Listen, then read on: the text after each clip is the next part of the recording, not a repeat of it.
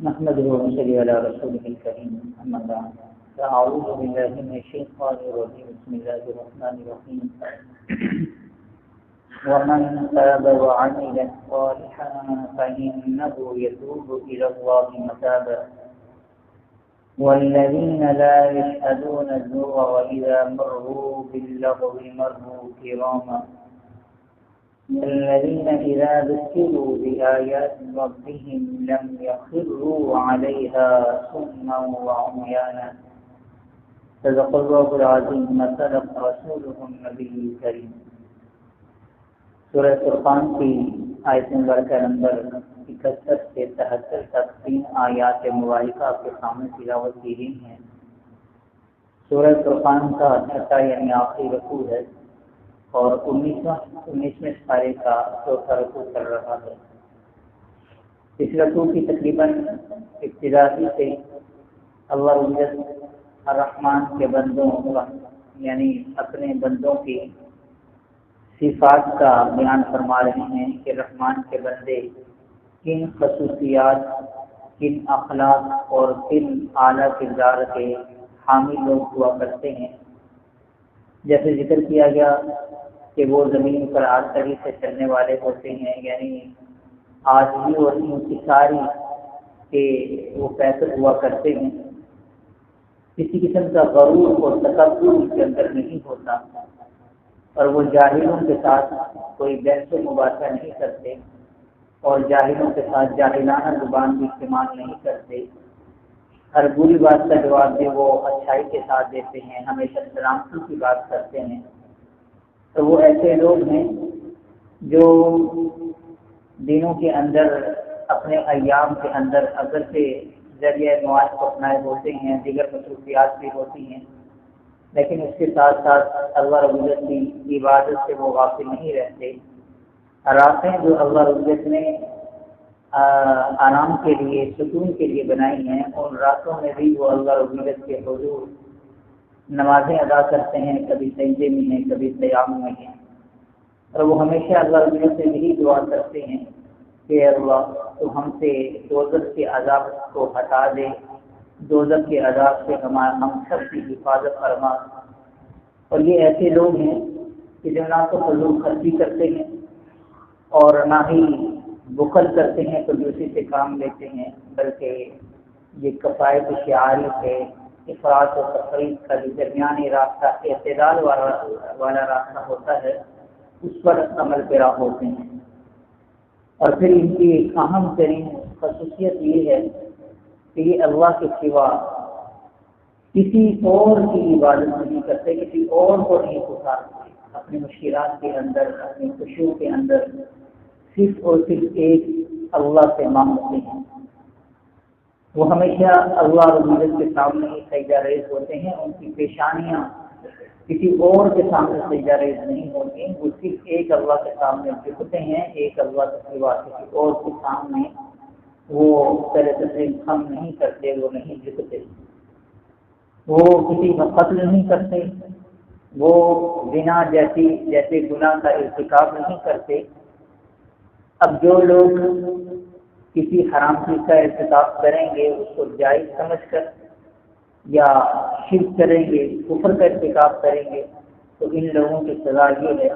کہ قیامت کے دن ان کو دوزخ میں ڈالا جائے گا اور پھر ہمیشہ دوزخ کی ذلت و رسوائی میں بھی پڑے رہیں گے۔ ہاں، سانس نکلنے سے پہلے اگر یہ توبہ صاحب ہو جاتی ہیں، اور توبہ بھی ایسی ٹوٹی پھٹی توبہ کہ اس کے بعد جو ہے یہ نیک اعمال کریں، تو پھر اللہ رب العزت ان کے گزشتہ سارے گناہوں کو معاف فرما دے گا، اور پھر ان گناہوں کی جگہ پر جو یہ نیک اعمال کریں گے اس کا ثواب اللہ رب العزت کو عطا فرمائے گا۔ پھر فرمائیں کہ ومن تاب، جو شخص توبہ کرتا ہے، وعمل، اور جس شخص نے توبہ کی، وعمل صالحا، اور اس نے توبہ کے بعد نیک عمل کیا، فإنه يتوب إلى الله متابا، کہ اس نے اللہ کی طرف رجوع کیا ہے، اللہ کی طرف توبہ کی ہے، متابا پکی سچی توبہ۔ اب ایسا نہیں ہے کہ ایک شخص نے توبہ کر لی یا وہ یوں کہتا ہے کہ میری توبہ، تو توبہ کرنے سے اس کی توبہ نہیں ہوگی، جب تک وہ یہ عزم نہیں کر لیتا کہ آئندہ میں گناہ نہیں کروں گا، جب تک وہ سابقہ گناہوں کے اوپر حسرت و ندامت کا، افسوس کا اظہار نہیں کرتا، پچھتاوے کا اظہار نہیں کرتا، تب تک اس کی توبہ قبول نہیں ہے۔ اب اگر اس نے عزم تو کر لیا کہ آئندہ گناہ نہیں کروں گا، قرآن پاک کا پھر سے گناہ ہو جاتا ہے تو پھر سے توبہ ضروری ہے۔ تو جب بھی گناہ ہو جائے، گناہ چاہے بڑا ہے چاہے چھوٹا ہے، تو ہمیں پھر فور اللہ کی عزت سے کی طرف رجوع کرنا چاہیے، کیونکہ اللہ جو فرماتے ہیں کہ دیکھیں والذین اذا فعلوا فاحشۃ او ظلموا انفسهم ذکروا اللہ فاستغفروا لذنوبهم، کہ میرے بندے جب ان سے کوئی فحش کام یعنی کوئی گناہ کا کام سرزد ہو جاتا ہے تو وہ اس کے اوپر کسی اور چیز کا شکار نہیں ہوتے، بلکہ فوراً جو ہے وہ میرے دربار میں حاضر ہوتے ہیں، میری طرف رجوع کرتے ہیں۔ وَمَن يَغْفِرُ الذُّنُوبَ إِلَّا اللَّهُ، اور میرے بندے یہ سمجھتے ہیں کہ گناہوں کو معاف کرنے والا میں ہی ہوں، چنانچہ سچے دل سے جب توبہ کرتے ہیں تو میں ان کے گناہوں کو معاف فرما دیتا ہوں۔ اور پھر آپ صلی اللہ علیہ وسلم کی حدیث مبارکہ ہے التائب من الذنب کمن لا ذنب له، کہ گناہوں سے توبہ کرنے والا ایسا ہی ہے جیسے کہ اس نے کبھی کوئی گناہ کیا ہی نہیں۔ تو اللہ علیہ کی ذات بڑے غفور ہے، بڑی رحیم ہے، تو وہ معاف کرنے والی ہے، لیکن کبھی بھی کوئی گناہ توبہ کی موقع پہ نہ کیا جائے کیونکہ وہ بڑا خطرناک ہوتا ہے، اور یہ بھی انسان کو علم نہیں ہوتا کہ بعد میں توبہ کی توفیق ملتی بھی ہے کہ نہیں۔ تو اس لیے ہمیشہ جب بھی کوئی گناہ ہو تو ہمیں فوراً اللہ علیہ سے توبہ کرنا چاہیے۔ اور اسی طرح بڑے گناہوں کے حوالے سے قرآن میں ہے کہ وہ کبائر ما تنہون عنہ، کہ اگر بڑے گناہوں سے آپ توبہ نہیں کریں گے تو پھر وہ معاف نہیں ہوں گے، ان کے لیے توبہ ضروری ہے۔ اور جو چھوٹے گناہ صغیرہ ہوتے ہیں تو وہ نیکیوں کی وجہ سے اللہ عزت معاف فرما دیتا ہے۔ پھر فرمائے کہ والذین لا یشهدون الزور، یہ جو عباد الرحمن ہیں یہ وہ لوگ ہیں جو جھوٹی گواہی نہیں دیتے، جو جھوٹی قسمیں نہیں کھاتے، جو کسی جھوٹ کے پاس حاضر بھی نہیں ہوتے، کسی باطل کام کے پاس موجود بھی نہیں ہوتے۔ تو آج ہماری عدالتوں کے اندر جھوٹے گواہ سر عام جگہوں میں جاتے ہیں۔ جھوٹی گواہی بہت بڑا گناہ ہے، گناہ کبیرہ ہے، ہمیشہ اس سے بچنا چاہیے، کل اللہ کے حضور ہمیں جواب دہ ہونا پڑے گا۔ اور پھر فرمائے کہ وَإِذَا مَرُّوا بِاللَّغْوِ مَرُّوا كِرَامًا، کہ جب بھی ان کا گزر کسی بےہودہ لغو کام کے پاس سے ہوتا ہے، مروا کرامہ، تو بڑے وقار کے ساتھ یہ وہاں سے گزر جاتے ہیں۔ سورہ مومنون کے آغاز میں بھی اللہ نے فرمایا وَالَّذِينَ هُمْ عَنِ اللَّغْوِ مُعْرِضُونَ، کہ مومن، کامیاب مومن وہ ہیں جو بےہودہ کاموں سے اجتناب کرتے ہیں، جو فضول کاموں کے اندر اپنا وقت جو ضائع نہیں کرتے۔ آج ہماری نوجوان نسل کہ جس کو اللہ عمر نے جوانی جیسی طاقت عطا فرمائی، وقت جیسا انتہائی قیمتی تحفہ عطا فرمایا،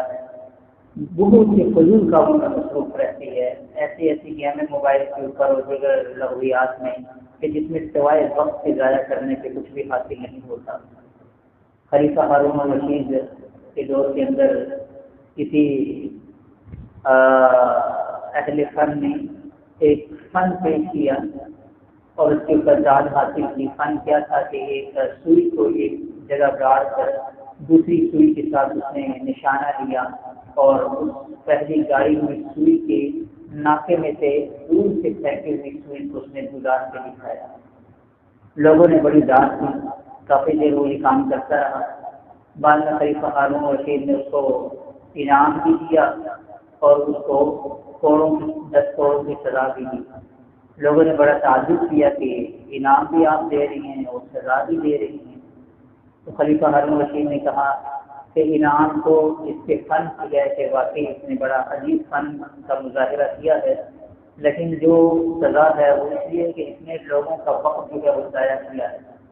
اس کھیل سے لوگوں کو بالکل کوئی فائدہ نہیں ہوا۔ بہت سے لوگ ایسے جمع ہو گئے کہ جن کو بڑے ضروری کام تھے، انہوں نے اپنے ضروری کام چھوڑ کر جو ہے اس کا تماشا دیکھا،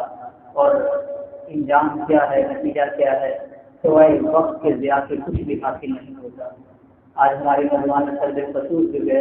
وہ کرکٹ کے دنوں کے اندر جو ہے وہ ٹی وی کے سامنے بیٹھ کر اپنے 2 3 7 گھنٹے جو ہے ضائع کر دیتے ہیں، اور اس کے اوپر پھر ان کو کوئی افسوس بھی نہیں ہوتا۔ تو اس لیے جتنے بھی فضول کام ہیں اس سے بچنا چاہیے اور ہمارا ایک ایک سانس، ایک ایک لمحہ، ایک ایک لحظہ بہت قیمتی ہے، اس کو صحیح طور پر اس کو استعمال کرنا چاہیے۔ اللہ رضی اللہ عنہ فرماتے ہیں والذین اذا ذکروا بآیات ربہم، رحمان کے بندے تو وہ ہیں کہ جب بھی نصیحت کی جاتی ہے ان کے رب کی آیات کے ذریعے سے، ان کو نصیحت کی جاتی ہے، اللہ رب کی آیات ان کے سامنے تلاوت کی جاتی ہیں، ان کا فہم، ان کا ترجمہ، ان کی تفسیر ان کے سامنے ذکر کی جاتی ہے، لم یخروا علیہا صما وعمیانا، تو یہ ان آیات پر بہرے اور اندھے بن کر گر نہیں پڑتے، بلکہ ان آیات کو سمجھتے ہیں، اس کے اوپر غور کرتے ہیں، اس کے اوپر عمل کرنے کی بھی کوشش کرتے ہیں۔ آج ہمارے معاشرے کے اندر قرآن ہم سے بہت دور ہو گیا، ہمارے گھروں کے اندر قرآن تعلیمات نہیں ہیں، ہمارے گھر قرآن تعلیمات سے محروم ہیں۔ ہمارا کام کیا رہ گیا ہے کہ محض کسی کے انتقال کے اوپر قرآن مجید کو سارے ثواب کے لیے پڑھ لیا جاتا ہے، بلکہ وہ بھی گھر والوں کو توفیق نہیں ہوتی کہ بچے کے بچوں کو بلا کر پڑھ لیتے ہیں، اور آپ جانتے ہیں کہ پھر کیسے پڑھا جاتا ہے۔ تو اصل قرآن کیا ہے کہ قرآن مجید کے ایک ایک حرف پر ایمان لایا جائے، قرآن مجید کی تلاوت کا معمول بنایا جائے، ہمارے کوئی دن اور کوئی رات قرآن مجید کی تلاوت سے محروم نہیں رہنی چاہیے۔ زیادہ نہیں تو ایک دو رکوع کی ہی تلاوت ہم اپنے لیے فرض جو ہے وہ قرار دے دیں، بڑی برکتیں ہوتی ہیں۔ آپ اگر روٹین بنا لیں اور اس کی برکتوں کا خود اپنی آنکھوں سے جو ہے وہ مشاہدہ کریں گے کس طرح سے برکتوں کا نزول ہوتا ہے۔ ہم وظائف کی تلاش میں رہتے ہیں کہ ہمیں کوئی وظیفہ ایسا مل جائے کہ ہمارے گھروں کے اندر سے نفوستیں آتے وہ اس قسم کی چیزیں ختم ہو جائے، تو سب سے بہترین وظیفہ جو ہے قرآن مجید کی تلاوت ہے۔ قرآن مجید کی تلاوت سے بڑھ کر کوئی وظیفہ نہیں ہے، اور پھر قرآن مجید کو سمجھنے کی کوشش کی جائے، اور پھر قرآن مجید کے مطابق اپنی زندگیاں گزارنے کی کوشش کی جائے، اور دوسروں تک قرآن کے پیغام کو پہنچایا جائے۔ اللہ رب العزت سے دعا ہے کہ اللہ رب العزت نے قرآن مجید کے حقوق کا حق کو ادا کرنے کی توفیق عطا فرمائے۔ الحمد للہ رب العالمین والعاقبۃ للمتقین والصلاۃ والسلام علی رسولہ محمد وعلی آلہ وصحبہ اجمعین۔ اللهم انت السلام ومنك السلام، تبارك ربنا يا ذا الجلال والاكرام، ربنا فاغفر لنا ذنوبنا وكفر عنا سيئاتنا وتوفنا مع الابرار، ربنا واتنا ما وعدتنا على رسلك ولا تخزنا يوم القيامة إنك لا تخلف الميعاد، اللهم انصر الإسلام والمسلمين، اللهم أعز الإسلام والمسلمين، اللهم ارحم جميع أمة محمد صلى الله عليه وسلم، اللهم لا مانع